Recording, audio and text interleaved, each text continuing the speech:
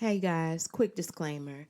The Nosy Hens podcast talks about content that is not suitable for children and might bring you some discomfort too.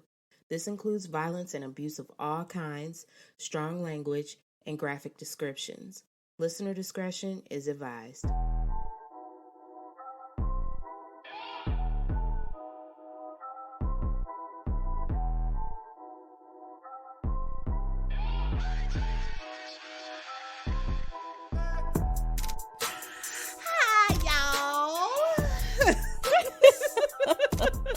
Hey guys, guess what?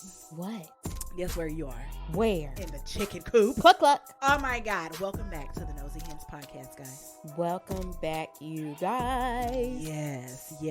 So excited. Yes, I am one of your favorite Nosy Hens, A-Rain. And I'm your other favorite nosy hen. You could call me Jazz. Hey.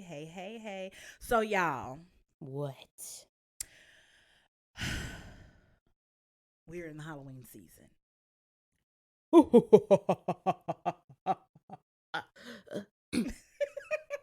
me. I got my Halloween tree up and twinkling. Had no idea Halloween trees were a thing. Yes. This is my first year doing a Halloween tree. Oh, yeah? So we're starting off small. We got a good little 4-footer. I have her sitting up on the table. But let me tell you something. Next year, You getting a 6 foot. next year I want a 7.5. Oh, Lord. I want it to be like a crema tree. That's what I want it to Crema be like. tree. A crema tree. And you know what else I'm adding to my repertoire of Halloween decor? What? I want that 12-foot ghoul or skeleton No. that they sell at the Home Depot. Ooh. The one for $99? No, it's like $2.99. What? Yes. Oh, Lord. Yes. Girl, you lost me. I want it to be as big as them dang on trees that they keep telling me to cut down around my house. Well, do you then, honey? I need that. So guys, we have another icky case. It gives me the icks. It gives me the urge to air punch. Oh. I took my BioFlex so that I could punch healthily in the air. And I wouldn't pull a middle-aged woman muscle or joint. She is not middle-aged. Like, give me a break. Close to it.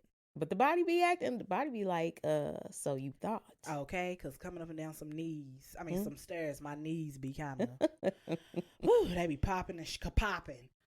So today we're going to talk about, and if you guys are true crime followers, yes, you are familiar.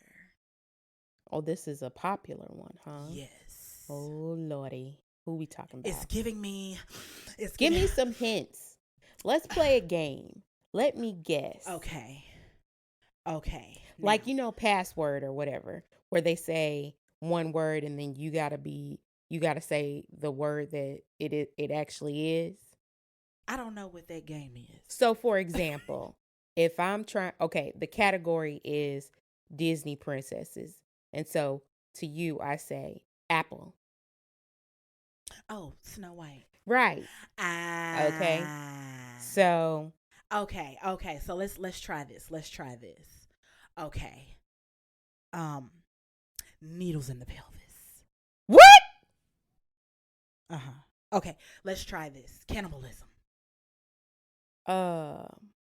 Jeffrey Dahmer. No. Cannibalism. You lost. Well, who is it? Darn it. I've never been good at guessing games. Why'd you even think to go ahead? Because I didn't. I had no idea.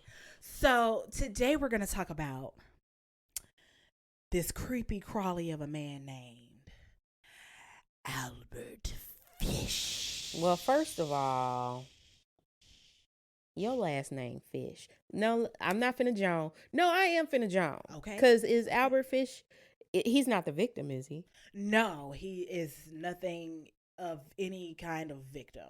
Maybe he is, but no. He's the predator. So, yes. Yeah. So you got a last name Fish. Boy. You stink. Right. You're rotten. Yeah, to the core. You're the chicken of the sea. Hey, the chicken of the sea. That's tuna. tuna. I know, right? Let's give him the worst fish You are a catfish fillet. Nope. Hey. Nope, because I love me a nice catfish fillet. Okay, don't tell me nothing about no catfish fillets or catfish nuggets. This? He's shrimp. The roach of the sea. You see? That's how I feel about my catfish. Don't be talking about I be liking me a nice shrimp dip. Don't be talking about my catfish sauce with some seasoning. Don't be talking about my catfish. Okay, fine. He just a fish. He a nameless fish. He's the fish that got the man face that looks really scary. Yeah, with the little light bulb. Yeah. Ooh. That you probably shouldn't eat it because it probably has like scary things like parasites. Well, yeah. Okay, That's who he is. Yes, right. That's who this nigga is. This motherfucker is. Oh, so hard. All right. So let me tell you. Let's get into it. About this man that we call the Stinky. Fish. Okay. The Stinky. So, couple of facts. He was a serial killer. What? Yes. He was a child molester. Oh, jeez. And a cannibal, too. Oh, my gosh. He was the worst of everything. He really was. He was, like, considered to be, like, one of the most horrible serial killers. Of all time? Not of all time, but probably close to it. Because he got to be in the top. He got to be in the top 10 if he also a child molester. Yeah. I mean, that already puts you at the top. Yeah, and there were others that followed along after him. But this nigwig got caught and was stopped because of a letter that he wrote to one of his victims' parents. Oh my gosh. Yes. So he was taunting people. He was taunting people. He was just a weirdo. He really was. So let's get on into it, y'all. We didn't cackled and cock-a-doodle-doo and we didn't did all of that. Well, let's go. Yes. Let go. So this old rancid butt man. So his name is Hamilton Howard Albert. They called him Albert Fish. Okay. His parents were Randall and Ellen Fish. Randall and Ellen. Yes. So Albert Fish was born May 19th, 1870 in Washington, D.C. Long time ago. A very long time ago. Okay. So he was given a bunch of different nicknames just because of just the horrible crimes that he committed. One was the Brooklyn Vampire. One was the Werewolf of Wisteria. Another one was called the Gray Man because... Why? Because people said that he had like this grayish tone about him. Oh, remember what I said before? Like the inside comes to the outside. So hard. Yeah. So hard. This nigga was walking around looking like gray paint. So he was death and gray. Yes. On the inside. He was walking around looking like... what's that popular gray paint that all the girlies are painting in the inside of their house with? I don't know. It's a real popular gray color. I forgot the name. Oh, you into that interior decorating yes, stuff? Yes, and he looked like an interior paint chip. Okay, that's what he looked like. So they said he was a small but quiet man. He blended into the crowd, which is why it was easy for him to just pick off people. Yeah. Because nobody really paid attention to him.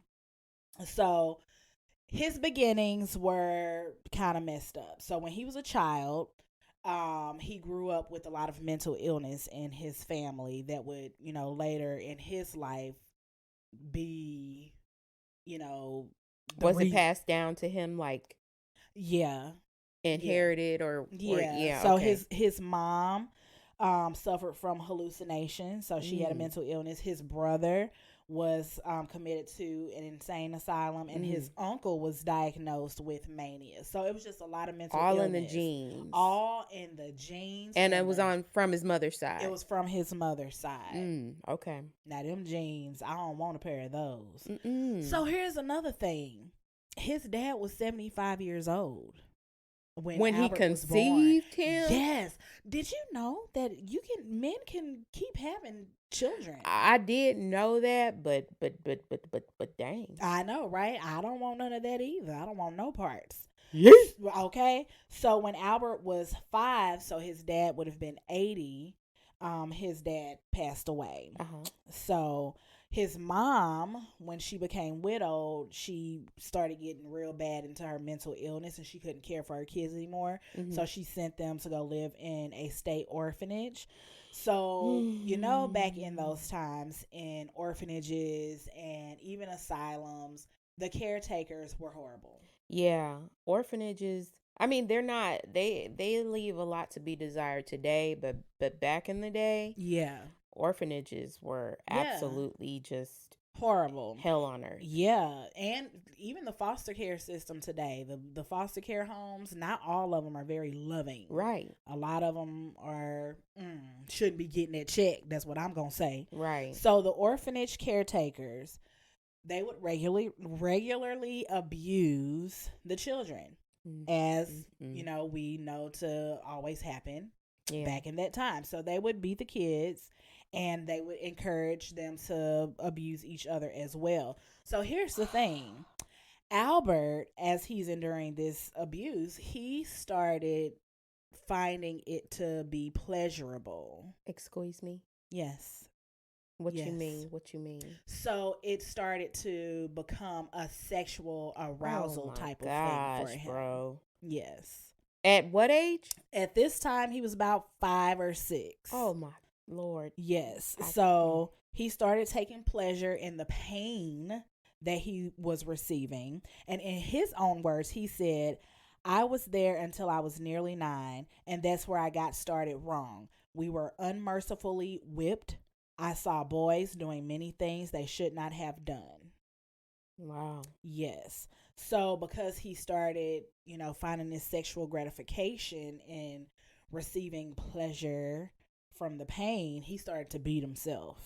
What? Yeah. Can you, when I think of beating yourself, I think of that scene in The Thin Line Between Love and Hate when Brandy took that orange and put it in that stock, and it was like, ooh, across that face. Oof, oof, oof. And slamming that wrist in that cabinet door. Oh, was he doing, Albert, were you doing that? Was you doing that, Albert, while you in hell? Because that's where y'all at now, nigga. So, so by the 1880s, his mom had got herself together. She got back healthy, and she was able to get her kids back from the orphanage. She was able to, get the money up. Even though she was a single mom, she was able to take care of her kids. So when he went back home, he continued to abuse himself. This was pleasurable. So he continued to beat himself when he went back home. And then it says in 1882, he began a relationship with a boy that introduced him to the practice of consuming human waste. Hold on. First of all, let me rewind back to when he was beating himself when he got home. Nobody was seeing marks on him. Girl, I don't even think they cared. I don't even think they cared. I feel like because his mom, not saying that she was, perfect or anything, it just says that she was able to get herself back to a healthy mental state. Yeah. To where she was able to get her children back. And so I don't think that was something that she was probably looking at. Right. And then if he's doing this for sexual pleasure and he's trying to hide it, he's probably not going to be hitting himself or abusing or harming himself in a way where it would be noticeable. Now, roll it back up to where you said consuming what? Pee-pee and poo-poo. I know, a boy around his age. So at this time, he would have been about 9, 10. Oh my gosh, bro. Yeah, he would have been about 9, 10 years old. Don't do this to me. No, I'm going to. So this practice of consuming human waste is called urolagnia. They got a name for it? That's the pee-pee People consumption. do this. And coprophagia. I think it's a coprophagia. What's that? That's the poo-poo eating. So they got one name for the pee and another name for the poo. All of it tells me that hepatitis C is going around, okay? Salmonella, E. coli. That's what it tells me. Because let me tell you something. I don't want no pee-pee or poo-poo coming towards my mouth. I can't even imagine. I don't even want to. Okay? I don't want to imagine any of it. Like, I feel like I'm about to throw up. Honestly, yo. Thinking about it now, you sick motherfucker. Yeah, nasty. Because why? Why would you do that? Why? It's disgusting. All right. So, his sadomasochism led him to become obsessed with sexual mutilation. Girl, where he would put needles in his groin and abdomen, and he would flog himself with a nail-studded. What I think of. Let me just picture it. I'm picturing it. So you gotta have like one of them like flexible types of like the metal. What's a saw made? What kind of, is that steel? Is that like a flexible steel? So you got like a flexible type of steel, and he must have like nailed or welded that nail studded paddle to that thing, and then put it back and said, "Oh, that's just my imagination running away with me." Running away with me. Yes, that's what it is. Because how you flogging your own self? How you paddling your own self? Well, they have like the little. Well, how you paddling your own self? How you doing that? That I don't dang on know. The flog I know is like a little whip. It's like a little whip. It's like a rope with like a little rake kind of thing. Ugh. Yeah. But still, how you paddling yourself? Because let me tell you, I mean, you could do this, but I feel like, look, if y'all could see me. So I'm bent over. But I feel like this motion right here. She said, I'm bent over. She like gotta explain. She is bent over right now. Right. And she is taking her right hand and she is spanking her behind. Maybe my arms are short. I don't know. But it's hitting my back, like my lower back. How you paddling yourself? It got to be a piece of steel that's flexible that got you up there doing some crazy stuff like that. Because my arm hurt after doing all of that. Let me tell you. So in 1890, when Fish was 20, he moved to New York. And this is where he started abusing children. Okay. He moved to New York by himself? He moved to New York by himself. He was 20 at this time. Okay, gotcha. Yeah, he was 20 at this. So he moved to New York by himself. And he began to prostitute himself. So he would prostitute himself out. And then in the meantime of prostituting himself out, he would, trigger warning, he would rape and torture young boys. My gosh. Yes. The way that he would lure them in was, hey, little boy, I got some, work, or I need help at my house. Can you come over and help me? And then back in the day, it was a lot easier to get somebody just to come home with you, like a complete stranger. It just was like super easy. Yeah, it was. Yeah, it was. And these little kids would be like, oh, okay, because they're like helping. But then when they would get there, he would start to use weapons on them. He would use that studded paddle on them. He would use the flogger on them. Like, he would use whatever weapon of his choice on these kids and torture them and then rape them. And if he didn't kill them, they went on and probably never told anybody. And if they did, no one probably believed them, because it said that he would prey on undesired children. Excuse me? So kids from orphanages, handicapped children, and little black kids. The fact that any of those child groups would be called undesirable, yes, is just that's pissing me off, number one. Yes. And number two, I don't know what I was about to say for number two. I'm just pissed off because yeah, he would like get people that he felt no one would miss. It's the same thing like with people who target sex workers. Mm-hmm. That pisses me off when nobody cares. Yeah. they're still a human being at the end of the day. Yeah. And when you are just, mentally ill, you're psychotic, you think about things like that. Because I feel like even though you do have like you're doing things to make sure that you don't get caught, but you're also making sure that your victims Yeah. are helpless.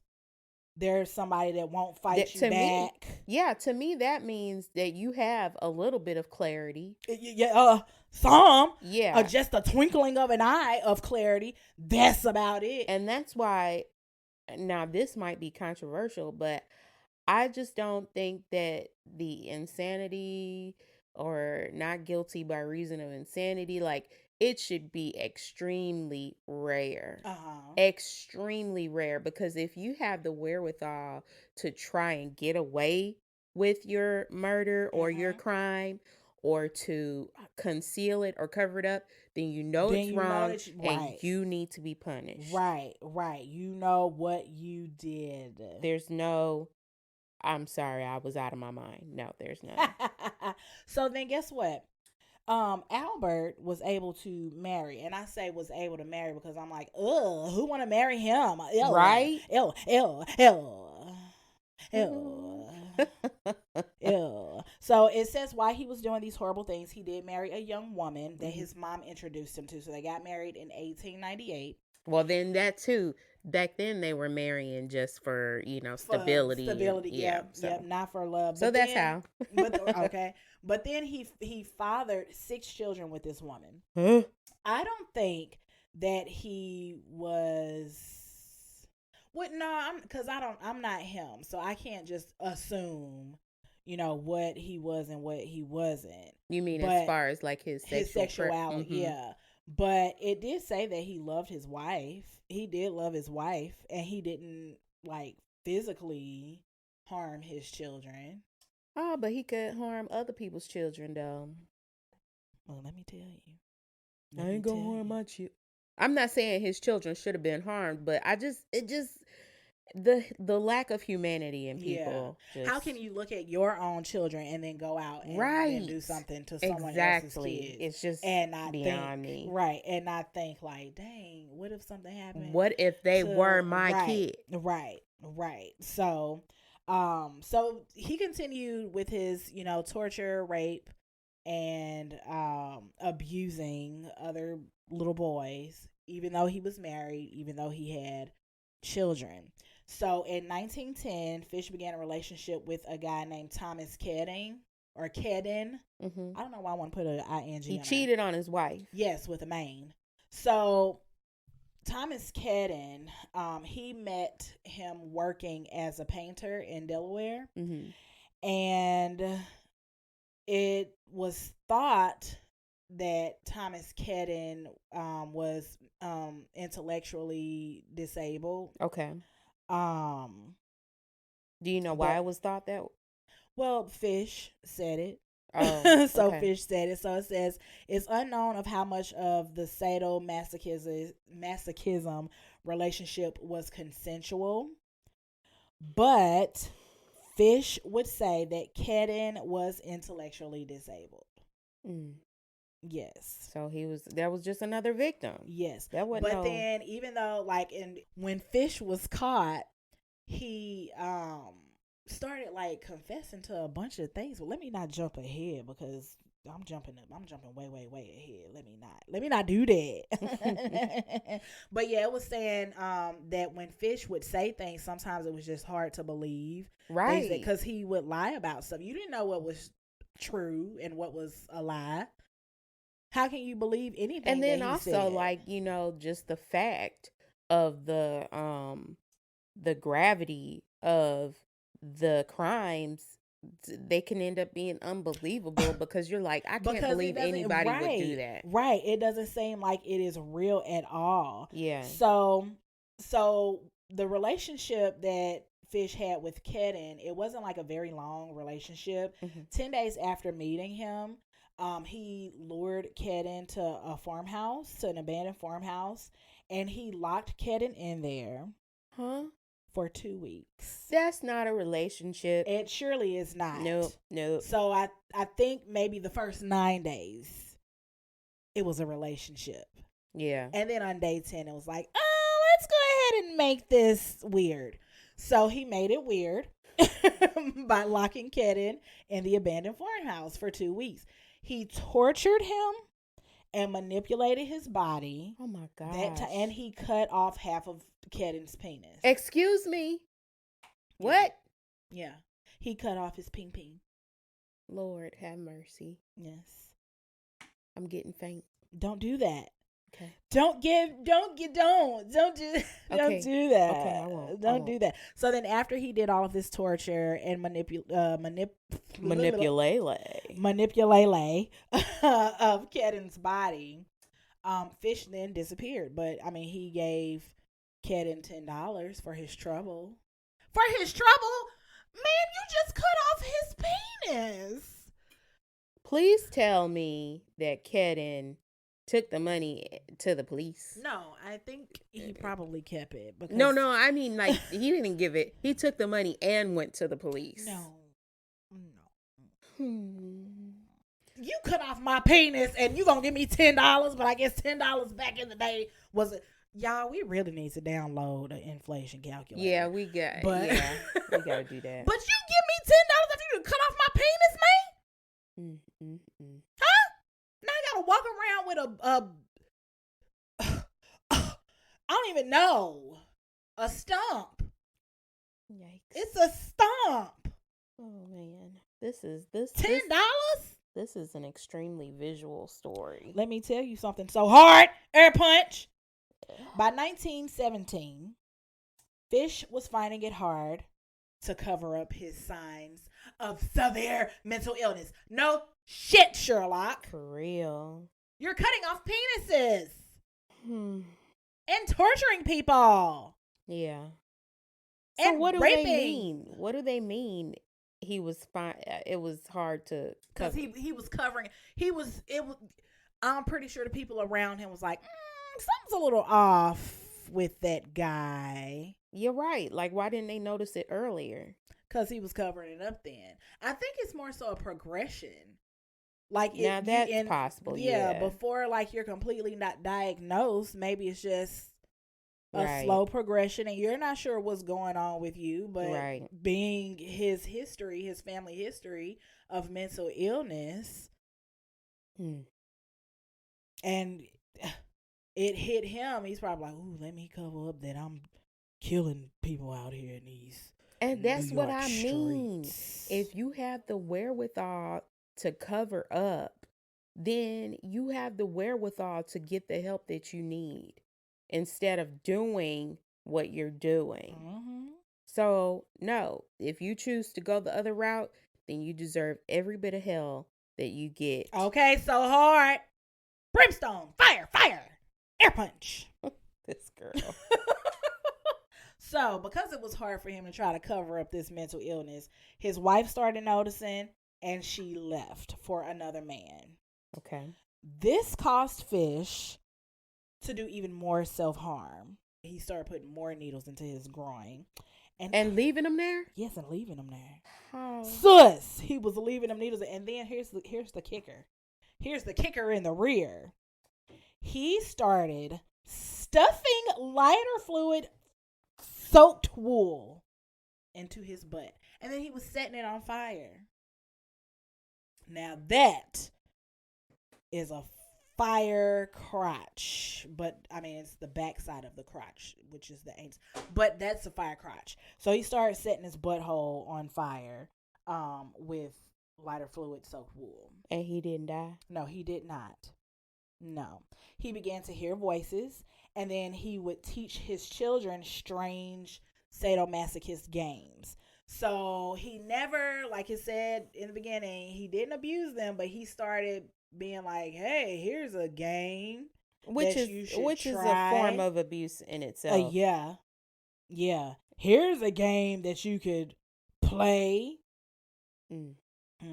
Before he became obsessed with cannibalism, he would eat raw meat. And then he would look to his kids and be like, hey, y'all want to taste this? Now, let me tell you something. I see my daddy sitting up eating a raw steak or a raw piece of pork or a raw piece of chicken or raw anything. If it ain't sushi, Daddy, do we need to, is something going on with you? I mean, do we need to call a family meeting? Because something's happening. I don't want raw meat. No. I like my steak medium. I can't. Sometimes medium well, but I don't need that thing to I don't want to see no pink in my meat. I don't. I'll take a little pink. But I don't want it to still be mooing. Moo. I don't want it to still be moo-mooing while I'm eating it. Yeah. I don't need it to still have a pulse. This is crazy. Girl, it gets crazier. It always does. So by 1919, his obsession began to make him start contemplating murder. He has to go on to the next level. I feel like his whole chase for pleasure was like a drug. He got that inkling of pleasure at 5 with being abused. Right. Then that pleasure with the pee and the poop. Then the pleasure with starting to like do more severe harm and other self-afflictions and things like that. Then moving on to the torture of others and raping others. Like it had to progress. If he didn't get help, if he wasn't getting help, it was going to progress eventually. Yeah. So now he's contemplating murder. So he would start looking for victims through newspaper ads, for families that were looking to hire young men, because he needed to find somebody to kill and quick. Here enters sweet face. Poor little girl, Grace Budd. A girl? Yes. He had been trying to do this with all these boys. Yes. This was out of the norm for him. This was out of his normal, like, range of things that he was desiring. Okay. So Grace was not the one that he was looking at in the beginning. He was looking at her brother. Wow. So Grace it was never intended for Grace to be the victim. But what happened was, he did the whole newspaper ad thing. Came across the Budd family. Okay. He was planning to hire Grace's brother, Edward Budd. He was going to hire him, lure him to his country house where he had planned to torture and kill Edward. That was the plan. Okay. That was the plan. But here's where things changed. So while he was there meeting the family, he saw 10-year-old Grace hiding behind her parents. When he saw her, he immediately changed his plans and told her parents that he was in town. For let me tell you something before I even finish. Stop being so dang on trusting. You don't know these niggas out here in these streets. I know. That's what I'm saying. But people were a lot more trusting back in that day. You don't know. Left their door open and, yeah. That's just how it was. You don't know them. I know. So why you just anywho, so he told Grace's parents that he was in town for his niece's birthday. And was like, hey, while I'm waiting on Edward to get back home, I'm, getting ready to go down the road. Can Grace go with me to the birthday party? And the parents were like, yeah, she can go to the birthday party. And that was the last time that her parents saw her. I'm not going to say nothing. Yeah, please don't. So the parents didn't report her missing because there's more. There's always more. What? They didn't report her missing for how long? They didn't report her missing until the next day. Man. And then here's the thing. So he lied and gave them a fictitious name. He didn't tell them that his name was Albert Fish. He told them that his name was Frank Howard. Okay. Yes. So the letter, remember I told you in the very, very tippy top of the episode of this show that the reason why he was caught was because of this letter. So this is the letter. You finna read it? Yes. Oh my gosh. Guys, hang on to the edge of your seats. Oh, mind you, this was 6 years after. What? Yeah, this was 6 years after. Hold on, hold. Yes. So the parents had just, like, the next day they reported her missing to the police. They don't have his name, so the police can't really do much. They don't find the girl, so they just have been suffering for 6 years and one day. But there was an investigator. Can't remember his name, but there was an investigator that spent like a large amount of his career on trying to help this family get this case solved because he saw how it devastated them. I'm gonna go back and look that guy up, but there was someone that like really, and that's how it ended up because of his work. He went back, started looking at more details, and then when his letter came, it was like, oh, sugar honey iced tea, we about to get this nigga because he telling on himself. Here's the letter that is the reason why asshole Fish was caught. He says, on June 3rd, 1928, I called on you at 406 West 15th Street and brought you pot cheese and strawberries. We had lunch. Grace sat on my lap and kissed me. I made up in my mind to eat her. On the pretense of taking her to a party, you said yes, she could go. I took her to an empty house in Westchester I had already picked out. When we got there, I told her to remain outside. She picked wildflowers. I went upstairs and stripped all of my clothes off. I knew if I did not, I would get blood on them. Oh my gosh. Yes, yeah.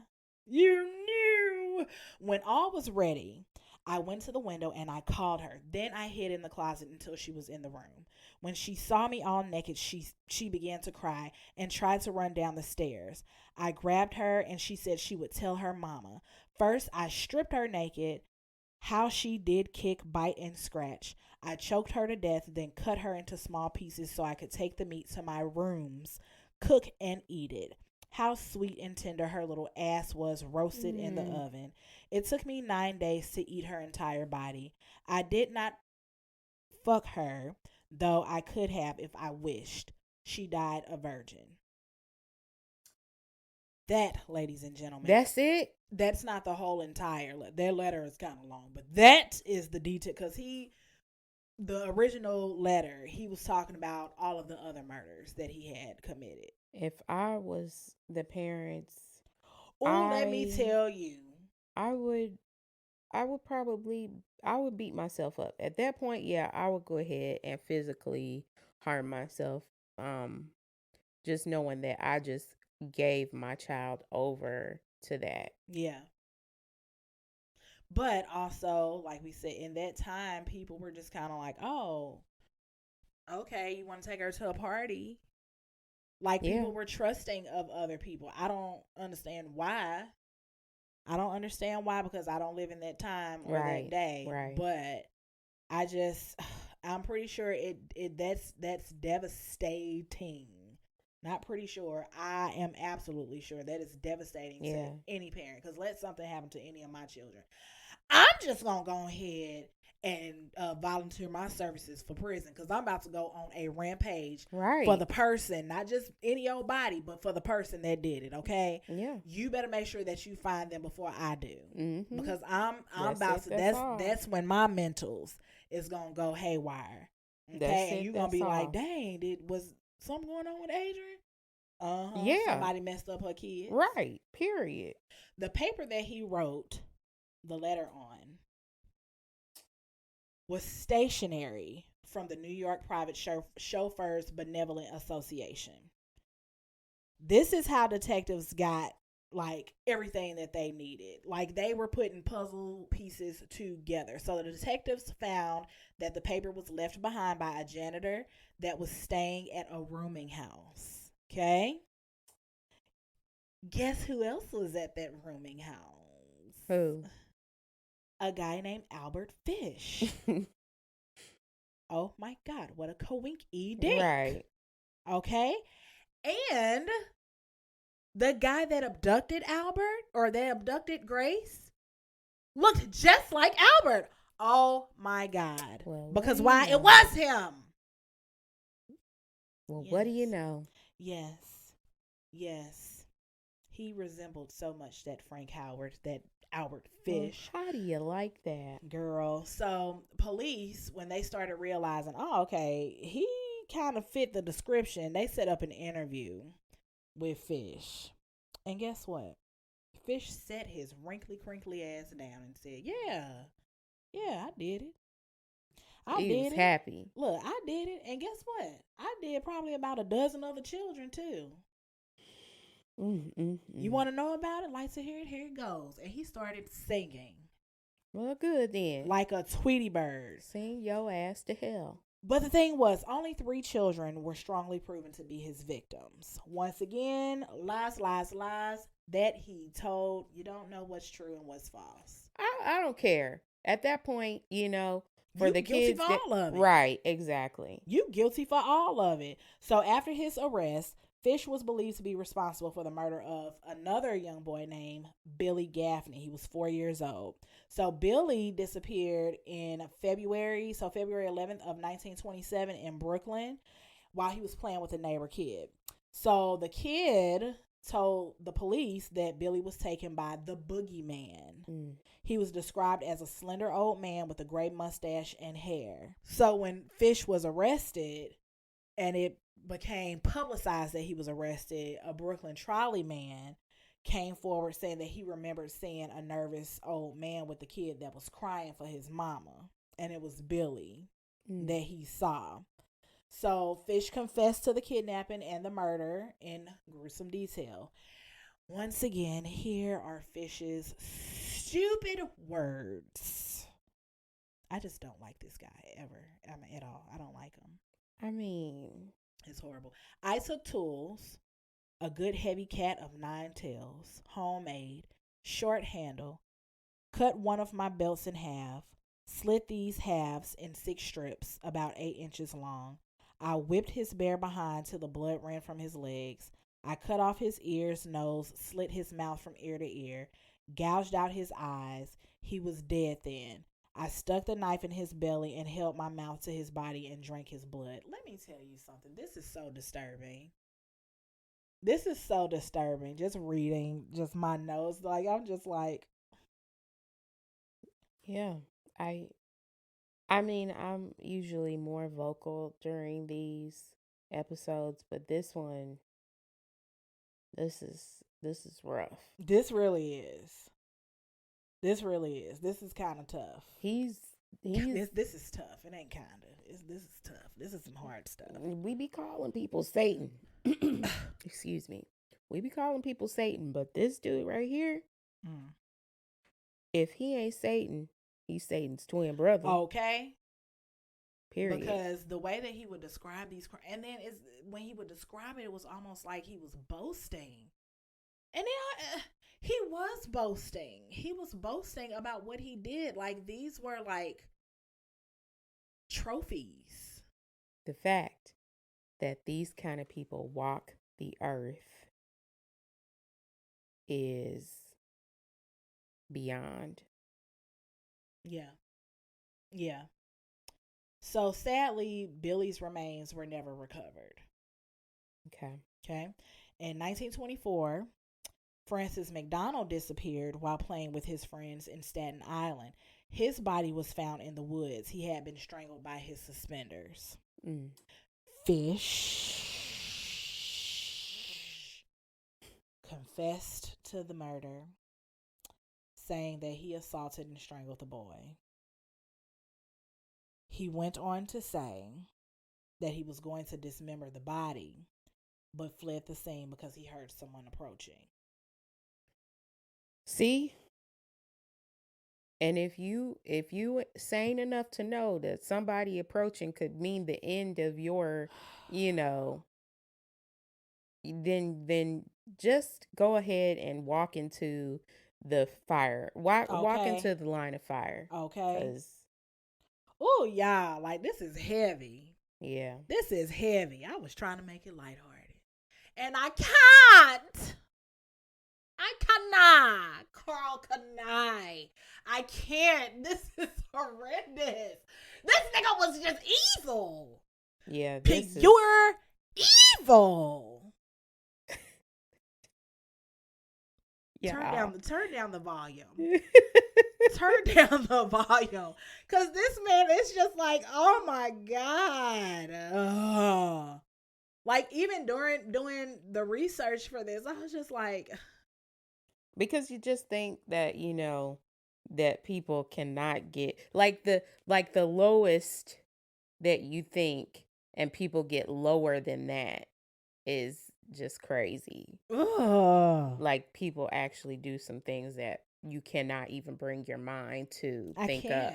I can't. This is ooh. Okay, y'all, look. Come on with us, because I know this is heavy for you. If it's heavy for us, it's heavy for you. So just lay your head on my bosom, okay? Woo, woo, woo, in the words of Sinclair. I love her. I love her so hard. Okay, so let's go ahead and just, let's push through, y'all. Let's push through. And then when you're done, say a prayer over yourself to protect your energy, because this girl, I'm about ready to go kick everything that I see. Kick everybody. Ooh. All right. Let's go ahead and close it out. Or not close it out, but let's go ahead and finish it up. So Albert Fish's trial began March 11th, 1935. And the defense pled innocent by insanity. No, you not. See? No, you ain't. It was clear that he was insane. Yeah, he was. He was very much insane. Fish admitted that God was commanding him to torture and consume young children. It was his auditory hallucination. Let me tell you something. You ain't getting ready to tell me that God told you to go eat some children. Do you understand me? Lice. He wasn't talking about God. No, he was not. God ain't tell you to go eat nobody. And now they know, yeah, it was his hallucinations. He was hearing things. He might have been talking right to Satan. Oh, psychiatrists supported the insanity plea. Of course. But in the 10-day trial, the jury found him guilty, resulting in him being executed by electrocution the following year. I'm so glad that the jury was smart, because let me tell, it ain't gonna take me no 10 days. Well, that part, right? It took me 1 minute. Right. As soon as you said, but he's guilty. He guilty. You gonna have to tell me he was biting. And so, but he guilty. That's guilt. That's what that is. That's giving me guilty all the way around. So while he was in prison, Fish wrote about his gruesome crimes in a bunch of notes, and that's how we got these letters. That's how we got like all of these like confessions and detail, because he was writing notes. Not all of the notes were shared. His lawyer didn't want to share it because he just felt like it was too gruesome. Wow. It's believed that he killed between 3 to 9 victims, but Fish claimed that he had a child in every state. It's never been confirmed, but his notes were never released.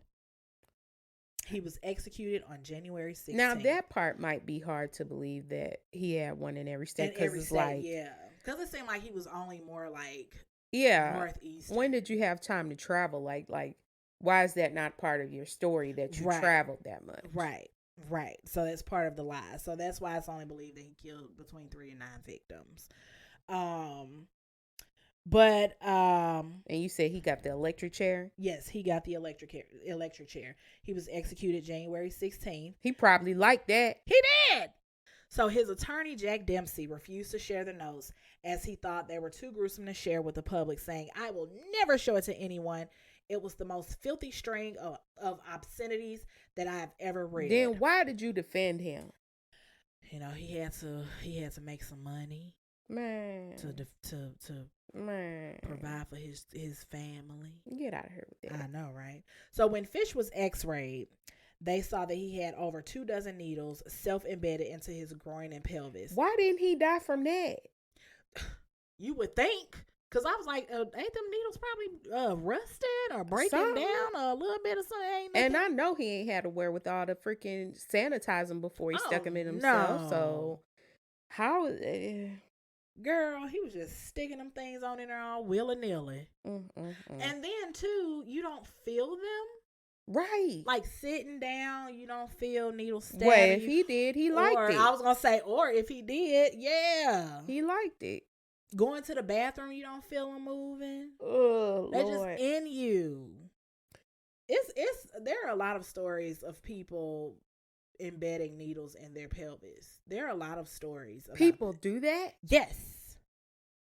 People do that. Why? People's level of pleasure is their I gotta get off this earth. Take me somewhere else. Okay, paradise. I wanna go to paradise. Y'all like that song? I just made it up. The people down here, bro, they different. Yeah. So his last words were, I don't even know why I'm here. What? Yeah. It took 3 minutes and several thousands of bolts before he was pronounced dead. Because he was enjoying it. It was because he was liking it, and he had that resolve to stay and enjoy what that pain. He was liking it. He was liking it. 3 minutes. That's a long time. Well, probably. That's a long time to. That's crazy, bruh. Oh, Jesus. Y'all, I'm done. I'm done. That was the end of that. That was the end of that? Well, let me ask you this. Let me ask you this, because I want to pose this question. And you guys, let me know what you think. You can email us at the nosyhenspodcast@gmail.com. But the question is... Or on the socials. Go ahead. Yeah, on the socials too. Slide in our DMs. Yes. Had he not gone to that orphanage, do you think things would be different? Like, I know that he had mental illness inside of him from his mother, from his family, his mother's side of the family. But do you think that it was cultivated? Yeah. I think because he was exposed to that type of environment, because remember, that's how he realized that he found pleasure. Right. I feel like, beat. Yeah. And if he wasn't being abused at home, that never probably would have sparked into him. That's just what I believe. Right. But going into the other realms of him torturing, he may have been still that way. Yeah, like he probably, well, I don't know what he probably would have done.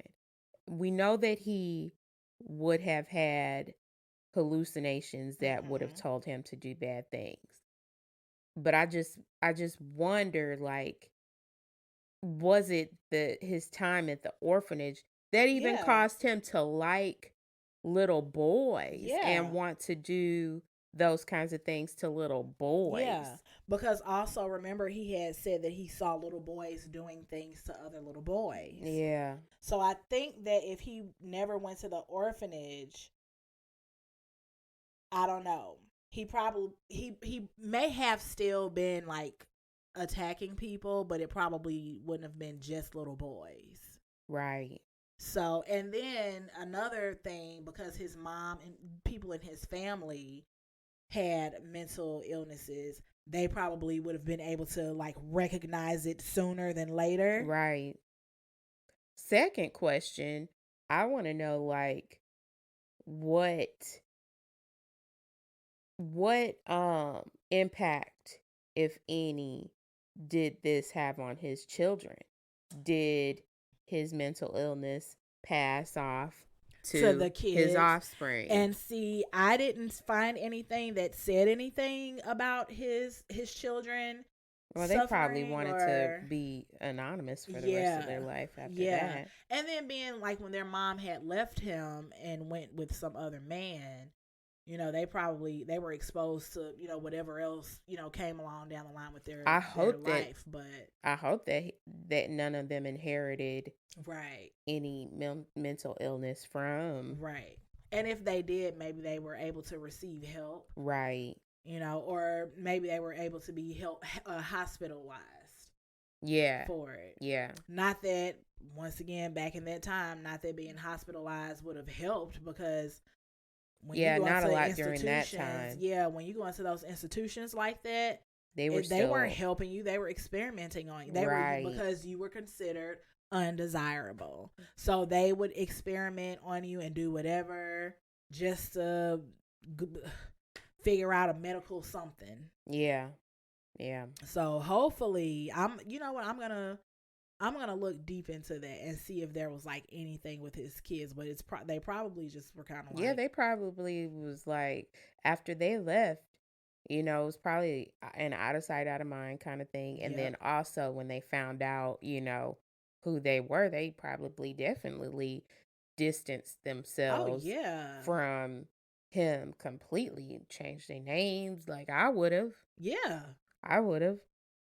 Definitely, it wouldn't have been spelled that way. I had a teacher in college named Miss Fish, and I think she married a fish, but it wasn't spelled Fish. I think it had like a CH in it. Yeah, Fisch. So I don't know, but this y'all, I hope y'all hung in there. If you hung in there with us this long, because they hung in there.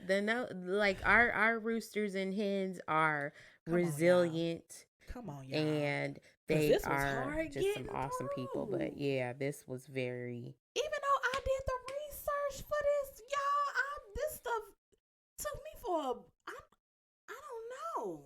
Well, I mean, you just, like I said, you can go to the lowest place in your mind and think that you know that, you know, some people can do some bad things, but then you realize what people can do. And you're like, I did not go nowhere near low enough to, you know, even imagine. Yeah. Because y'all, that threw me. Usually I'm like, and today I was kind of like, what the F is going on in the world? Yeah. Back then and today. Oh, man. Jesus, well, you know what? Thank you, A-Rain, for telling that story. I mean, it's a story still that needs to be told. I really, you know, rest in peace to Grace Bud. Yes, and the little boys. Yeah. That and you know, whoever else he victimized that we don't know about because we can't tell if he was lying or telling the truth. He was just out here just doing whatever. Yeah. So whatever he getting right now in his afterlife, I hope it ain't enjoyable. Right? Don't enjoy it in hell. I doubt it. Like, ooh, I doubt it. Brimstone. Let me put my hand on. Yeah. Oh. I don't think so. No, I don't think. I can't. I just can't. Nah. Heck, nah. Ain't nobody able to enjoy hell like that. I hope his skin getting filleted. Okay. Right now. I hope he getting filleted like a fish and not like a good one. This girl be scaring the mess out of me. Oh, y'all. But, well, yeah. But thank you again, you guys. I hope y'all enjoy y'all week. I hope y'all enjoy today's episode. We will be seeing you next week in the chicken coop. Yes. Remember, you can email us at thenosyhenspodcast@gmail.com. Yes, ma'am. And you can get us on the socials at The Nosy Hens Podcast. Yeah. Appreciate you for tuning in. Yes, y'all have a good week. And keep on clucking out there. Cluck, cluck.